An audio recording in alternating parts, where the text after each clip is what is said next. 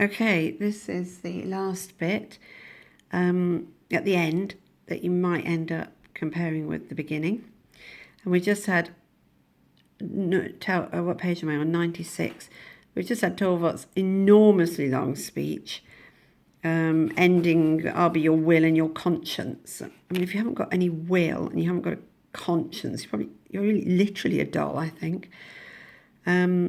And then we have this symbolic conversation. Have you changed? Yes, Torvald, I've changed. So we have this transformation there. And this student has written a lot on this book, so I really don't know whose it is. So the conversation. But why now so late? I shall not sleep tonight. But my dear Nora, so there's an interruption. She's interrupting and then she contradicts him. It isn't that late. Then we have a command. Oh, sorry everyone. It isn't that late. Her command here, sit down here, Torvald. You and I have a lot to talk about. And the fact that they do sit down and that they're equals and they look equal on the stage. He's not taller than her, looking down on her. And then she tells him, you don't understand me. I've never understood you until this evening. No, don't interrupt. I love that. So features of the dialogue there. You've got the interruptions, the contradictions, the commands, and that he's calling her Nora now. You've got the more equal naming, that their whole relationship. Oh, and the way they're sitting across from each other on stage. You've got the whole relationship on stage.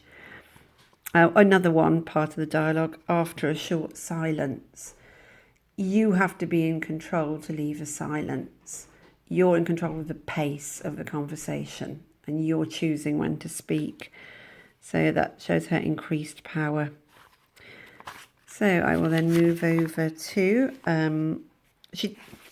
long speech turns for Nora. And long speech turns with her explaining.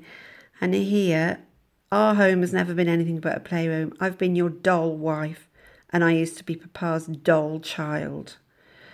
Not real, not really knowing each other, not the honesty of Mrs. Lind and Krogstad. So then that's the title of the play, explained to you as well. I don't think there was anything else.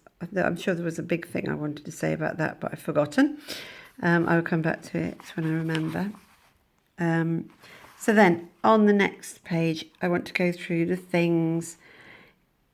He enumerates the social pressures that keep these marriages like this. The social norms, how these social norms come about and what she is breaking by leaving. So, number one, I forbid you, like you can. And you still get women wanting to promise to obey their husbands during marriage ceremonies. It's a romantic ideal. So I forbid you. Your husband's word is law. What kind of madness is this? He says to her.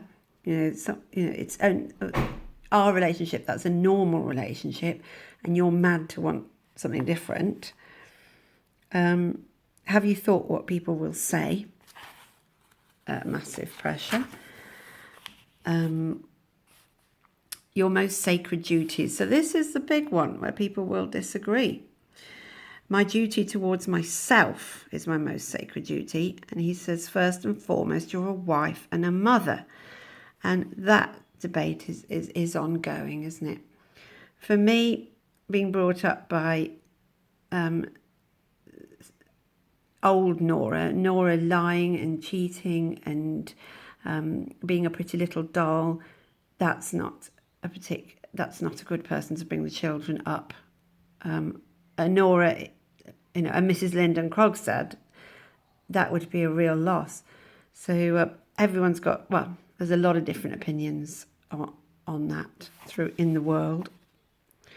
So then he uses her religion. Your religion's telling you what to do, and I don't know what religion means. I'm going to have to think about it. I'm not just going to accept what you tell me. So she's throwing out the authorities, really. And then he asks about her conscience, and she says she doesn't know. She hasn't been thinking for herself. She's been a doll. She's been empty-headed. She hasn't got a clue about anything. She's going to go and think about it. So thinking for herself, this is a huge challenge to the organised system of marriage. And then I think I just wanted to go to the very end. So she said she'd only come back if the miracle of miracles happened. So the miracle all the way through the play has been that he will rescue her from this situation in some way, stop her chucking herself off the bridge. But actually the miracle is that they would both change, they'd both become real humans, and that they would then be compatible like Mrs. Lynde and Krogstad. She's saying, I don't actually believe in that sort of miracle anymore. So that's a change in miracle from a sort of rescuing hero to psychologically compatible equal.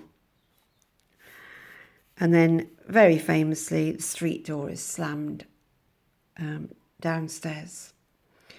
And that's a complete crack, a change in the world by this person rebelling. Okay, bye-bye.